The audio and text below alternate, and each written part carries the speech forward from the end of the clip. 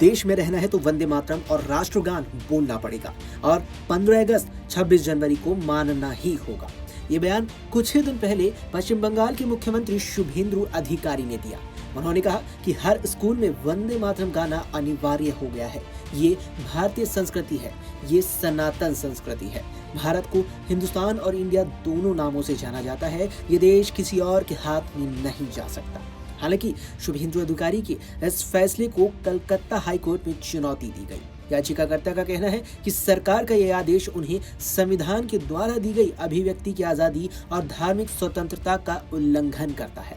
ऐसे में सवाल उठता है कि क्या ये वाकई में संविधान की दी गई आजादी का उल्लंघन है।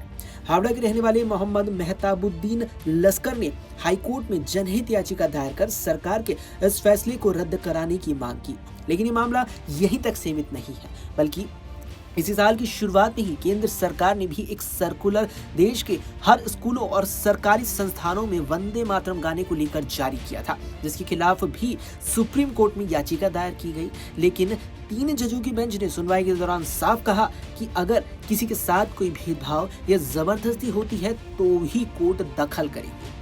दरअसल वंदे मातरम स्कूलों और सरकारी दफ्तरों में गाने को लेकर विवाद कोई नया नहीं है, बल्कि कई बार ये सामने आया है। हालांकि वंदे मातरम इस साल अपनी 150वीं वर्षगांठ मना रहा है।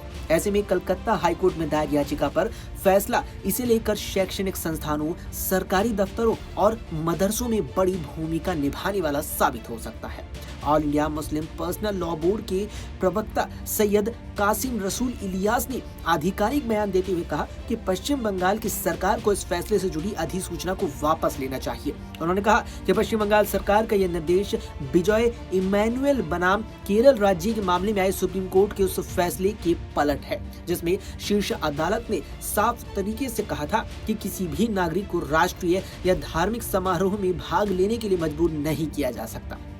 इलियास ने आगे कहा, मुस्लिम पर्सनल लॉ बोर्ड ये स्पष्ट करना जरूरी समझता है कि वंदे मातरम के कुछ छंदों में ऐसी अवधारणाएं हैं जिन्हें मुसलमान एकर्षवाद यानी तौहीद के इस्लामी सिद्धांत के असंगत मानते हैं। इसलिए मुस्लिम छात्रों को गाना सुनाने के लिए मजबूर करना उनकी धार्मिक पहचान और संवैधानिक आजादी पर सीधा हमला है। उन्होंने इस बात पर भी जोर दिया कि एक धर्मनिरपेक्ष देश को एक समुदाय की धार्मिक या सांस्कृतिक परंपराओं को दूसरे पर नहीं थोपना चाहिए।